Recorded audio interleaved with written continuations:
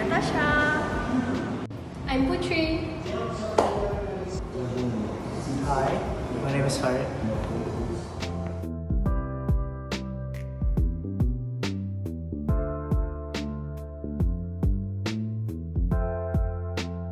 This is Candi Borobudur, a famous Buddhist temple near Magalang in central Java. The construction began in 824 AD. Candi Borobudur resembles a hill with a series of terraces rising to the summit. There are 1,460 carved panels depicting the life of Siddhartha Gautama Buddha. Carved representation of Raja Suddhodana and his spouse Queen Maya reflects the acceptance of the monarch institution in the Malay kingdom. So this is the history and logistic cartography of Malaya.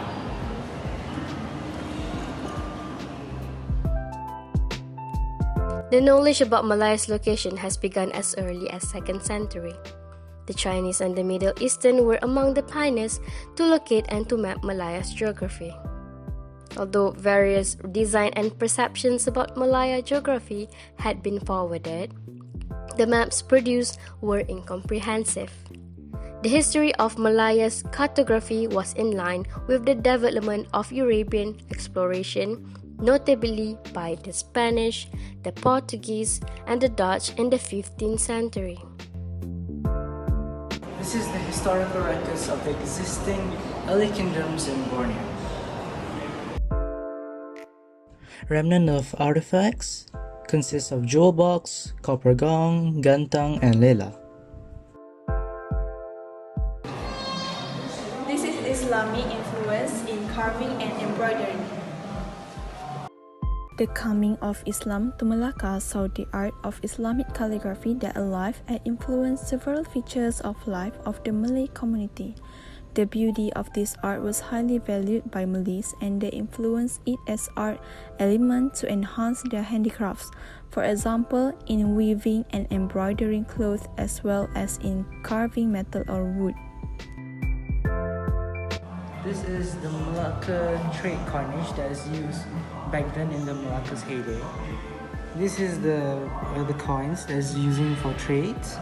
There's a few coins from Kelantan, Terengganu, and from Perak.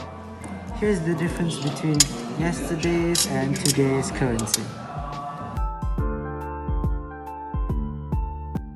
These coins were used in Malacca's heyday and was used as an alternative for the barter trade system.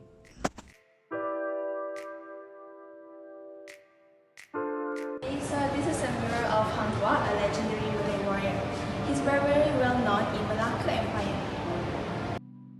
Hang Tuah was supposedly the most powerful of all the Laksamana or admirers and is considered by the Malays to be the one of history's greatest silat masters.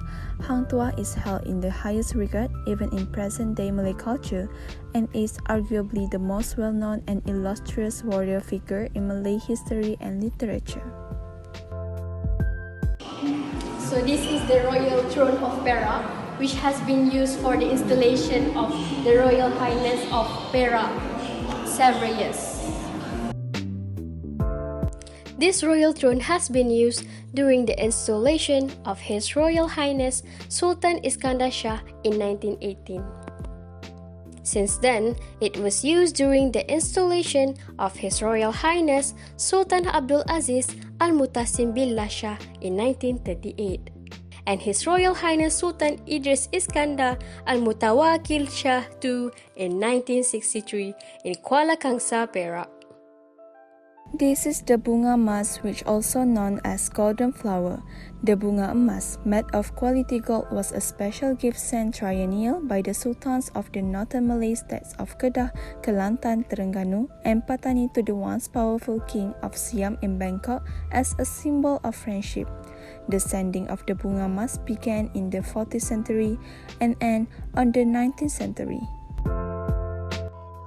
So now we are going to Figure Museum in Bukit Senyum, Johor. As you guys can see, this building is so pretty. Okay, actually this museum was Datuk Jaafar House, which is he was the first Menteri Besar of Johor. This is how it looks.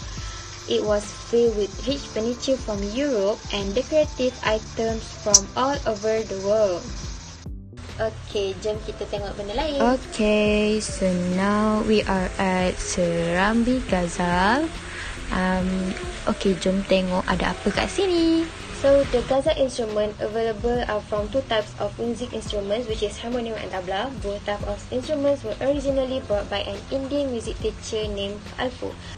Ghazal musical instruments consist of harmonium, tabla, violin, gambus, tambourine and maracas, and guitar. All the children were taught to play the musical instrument that made up a Ghazal orchestra. This is how they wear if they play the musical instrument that called baju kurung tuluk belanga, which a loose tent shape, collarless with baggy trousers and sarung wrapped around the hips, and a long loose top for women. Ada apa lagi ya? Jom tengok. This is blue and white porcelain that were traded in the important archaeology sites in Peninsular Malaysia. Since the blue and white porcelain was introduced in the international market during the Yuan 14th century, this porcelain was very popular. And generally, glazed porcelain from the Ming period is thicker than glazed porcelain from the Qing era. And next, we have 1954 Remington Travel Writer typewriter, which is the first commercial successful typewriter, was designed by Christopher Scholes and Carlos Glyden and manufactured by gun makers in Remington and Sons. Remington start production of their first typewriter on 1st March 1873 in Ilion, New York. And this is 9151 Underwood SS typewriter that manufacturer of typewriters headquarters in New York City, New York. And they also have well. According to the narrative of the descendants of Datuk Jaafar bin Muhammad, this was supplied water for daily use for the whole house by using a bucket tied to a long rope. Hi, Assalamualaikum, I'm Dini, and today I am going to present to you the history of Penang.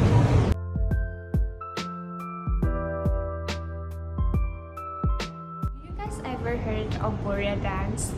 Boria dance is actually a dance that was originated and was very popular in Penang. Boria is more popular on the island of Penang. It is an entertainment showcase that merges acting and sketching, dancing by 6 sailors, and singing of rhymed verses led by a singer known as the Tukang Karang.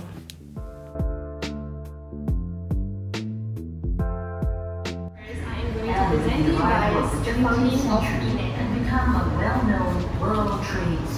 The name Penang was recorded by Captain James Lancaster in 1591. The island, which belonged to Kedah, was turned into a recreational center and hunting grounds for the Sultan of Kedah. It was inhabited by the indigenous Malays and Malays from the island of the Malay archipelago, mainly Sumatra, long before the arrival of the British. As we know, Penang has also taken part in trading, and Penang Port was established as a free port to compete with Malacca. Besides having big trading ships and ocean liners for the transportation of Hajj pilgrims, the Malays also took the opportunity in providing boats, small boats, and junk services to unload cargo from the ship to the wharf. At the same time, these boats and junks were also used as public transportation.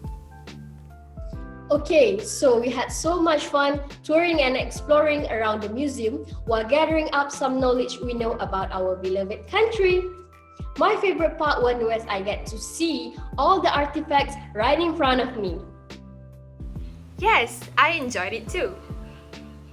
I like the part where we get to choose which history we wanted to talk about. It's thrilling. And we get to take cool photos too, for the memories. Here, we would like to complete this assignment project. In a nutshell, there are many historical values in Malaysia that we might have missed. And we surely have to take notes about it. So be sure to pay a visit if you haven't. Stay safe. Goodbye!